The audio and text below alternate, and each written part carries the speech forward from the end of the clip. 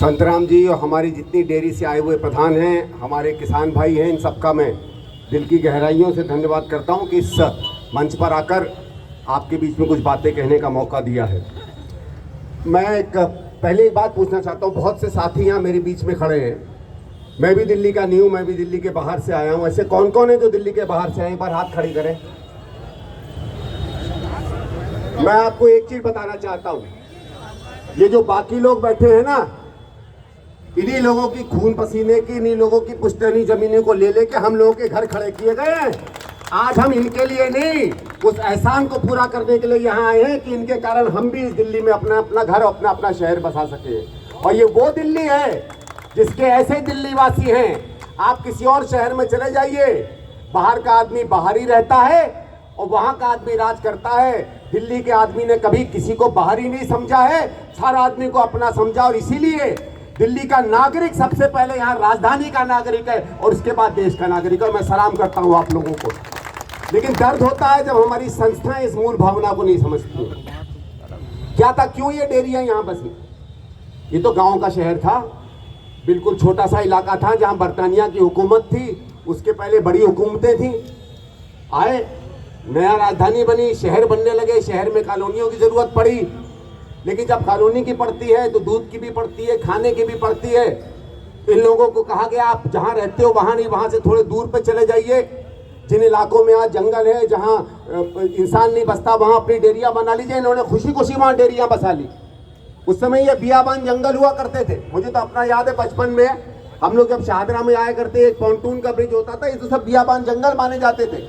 बाकी जो भैंसवाल असवा है वो तो पता नहीं क्या समझा जाता था उनको, तो हम लोग दिल्ली में नहीं मानते थे।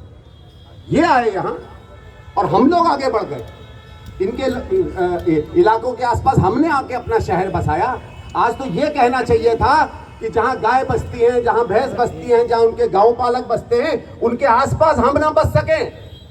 लेकिन हमको बसाने का भी इन्होंने काम किया। और आज हम ही लोगों के, हमारे बीच में से कुछ चंद लोगों के कारण आज वो लोग जिन्होंने पिछले 60-70 साल से हम सबको दूध पिलाया है, हम सबके जीवन की रक्षा की है, आज इन पर गाज पड़ रही है। ये बात मेरे हिसाब से अन्यथा पूरी तरीके से नाइंसाफी की बात है। इस भावना से अगर हम अलग जमीन की बात पर उतरते हैं, मुझे भी याद है 2005 की बात है। अमरीश जी आपको याद होगा, संतराम प्रधान जी भी एक बार बहुत नाराज होकर मेरे पास आए थे जब ये बात चली थी कि डेयरी को या तो हटाया जाएगा या सील किया जाएगा। क्योंकि मैं पूर्वी दिल्ली का सांसद था, बाकी डेयरियों से सीधा रिश्ता नहीं था। लेकिन उस समय अपने घड़ोली पर आए थे, मीटिंग रखी गई मुख्यमंत्री जी के साथ। मुझे सीधा सीधा याद है, एलजी साहब के यहाँ हमारी मीटिंग हुई। एलजी साहब के यहाँ ये ऑर्डर हुआ कि भाई इस एरिया को रेसिडेंशियल डिक्लेयर किया जाएगा। जब रेसिडेंशियल डिक्लेयर किया जाएगा, उसके बाद हम लोगों ने देखा नोटिफिकेशन आया। नोटिफिकेशन के बाद जो नक्शे थे, नक्शे के ऊपर एक पीले रंग के सर्कल बनाए गए कि उसके अंदर इस इलाके में रेसिडेंशियल तैयारी कर दी जाएगी। हमारे बहुत से डेयरी के लोगों ने आके कहा कि साहब धीरे धीरे ऐसे भी हम लोग डेयरी का काम खत्म कर रहे हैं, कुछ रहेंगे कुछ चले जाएंगे, धीरे धीरे इसको हम रेसिडेंशियल बना देंगे। मैंने जब परसों आप लोगों के लोग आए थे मेरे पास, रात को बात करते करते मैंने सामने एलजी साहब के यहाँ एक हमारे अधिकारी हैं जिनको मैं अच्छे से जानता हूँ और वो आदमी हमेशा तथ्य बताते हैं। आपको याद होगा संतराम जी, मैंने फ़ोन किया, बात नहीं हुई। उसके बाद आप ये अधिवक्ता जी लॉयर साहब के यहाँ चले गए।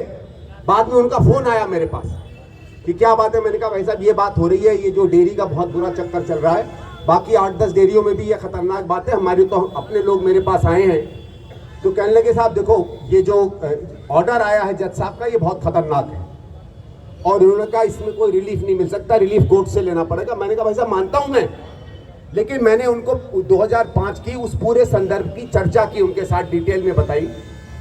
तो उन्होंने मुझसे एक बात कही कि साहब एलजी साहब को या सरकार को तो किसी ने बताया नहीं। तो मैंने कहा कौन बताएगा? एमसीडी बताएगी ना। तो उनका इसका मतलब है एमसीडी ने गुमराह किया कोर्ट को। मैंने कहा गुमराह किया तो आपकी, भाई सरकार तो आप लोग हो, हम लोग थोड़ी है सरकार। मुझे ये नहीं समझ में आता है कि जब कभी सरकार कोर्ट में जाती है तो सबसे प्रथम कम से कम कोर्ट के सामने कानून का क्या प्रावधान है, अरे वो तो सामने रखो आप। और फिर उसके बाद बात आती, चलिए अगर वो बात नहीं भी मानती है कानून, तो आज हमारे पास 2 सरकारें हैं, सशक्त सरकारें हैं, दोनों तगड़ी सरकारें, ऐसा नहीं है कमजोर सरकारें हैं। आपको याद होगा 2007-8 में इसी दिल्ली में सीलिंग का और तोड़फोड़ का कहर चला था। यहाँ तो 11 कॉलोनियां, उसमें तो मुझे याद है 60 या 70 हजार दुकानों को तो टोटली तोड़ने का और करीबन 5 या 6 लाख जगहों को सील करने का कानून किया गया था। क्या किया उस समय की सरकार ने? जितनी जल्दी हो सका, क्योंकि मैं उस समय पार्लियामेंट में सदस्य था, जैसी हमारी पार्लियामेंट खुली कानून आया, कानून के पहले उसका ऑर्डिनेंस आया। जिस दिन ऑर्डिनेंस के दस्तखत हुए उस दिन सीलिंग बंद हो गई और तोड़फोड़ बंद हो गई। मैं आज की सरकारों से पूछता हूं, अगर कानून में गलती है भी तो अभी पार्लियामेंट निकली थी। केजरीवाल जी, आप तो हर 2-2, 3-3 दिन में आपके ऊपर कोई सवाल उठता है तो 1-1, 2-2 दिन की आप विधानसभा बुला लेते। बुला लीजिए ना, क्यों नहीं कानून आप पारित कर सकते हैं? क्यों नहीं भारत सरकार कानून पारित कर सकती है? उसके बाद देखें कोर्ट क्या करता है। अगर हम लोग 5-5, 6-6 लाख दुकानों को, 40-40, 50-50 हजारों को घर को तोड़वाने को रोकने के लिए कानून ला सकते थे, तो ये कानून क्यों नहीं हम ला सकते? इसमें सिर्फ संदेह होता है कि इच्छा शक्ति की लोगों में कमी है। मैं किसी पर आक्षेप नहीं लगा रहा हूं, क्या उनके कारण होंगे क्या नहीं होंगे, मॉल को देना है, अमूल को देना, वो जाने, उनका काम जाने, वो बाद में जाएंगे, उस चक्कर में मैं नहीं पड़ रहा हूं। मेरा सिर्फ ये है कि जब कानून हमको हथियार देता है कि हम जनता की रक्षा के लिए खड़े हों, तो जिनके हाथ पे हमने कानून दिया है वो क्या कर रहे हैं, ये सवाल बनता है। और इसलिए मैं आग्रह करूंगा यहां आप सबसे, हमारे चाहे एलजी साहब हो, चाहे हमारे मुख्यमंत्री हो, चाहे हमारे एमसीडी के कमिश्नर हो, चाहे कोई हो, आप पर सांप सूंघ गया क्या? क्यों नहीं कोई नए तरीके का कानून ला सकते हैं आप? क्यों नहीं कोई किसी भी तरीके का प्रावधान आप ला सकते हैं? आपको याद होगा बहुत से समय पे कई बार ऐसा हुआ है कि कानून लोकसभा में पारित नहीं हुए, लोकसभा में हंगामा हो गया तो ऑर्डिनेंस ले आए। अपने फायदे के लिए आप ऑर्डिनेंस ला सकते हैं, जनता के फायदे के लिए आप एक ऑर्डिनेंस नहीं ला सकते हो। दिल्ली तो आप लोगों के हाथ में है भाई। और मुझे बताइए इसमें किसका हित है? इसमें तो जनता का हित है। और इसमें अहित क्या है? अहित किसका है? चलो मैं मानूं कोई अच्छी चीज हो सकती है, इसमें कहीं अहित दिखता हो, मैं आपसे कहूंगा, आपने कहा आप सामने आकर आइए, मैं आपके साथ प्रॉमिस करता हूं कि चलिए, जिस अधिकारी के पास चलना हो चल सकते हैं, लेकिन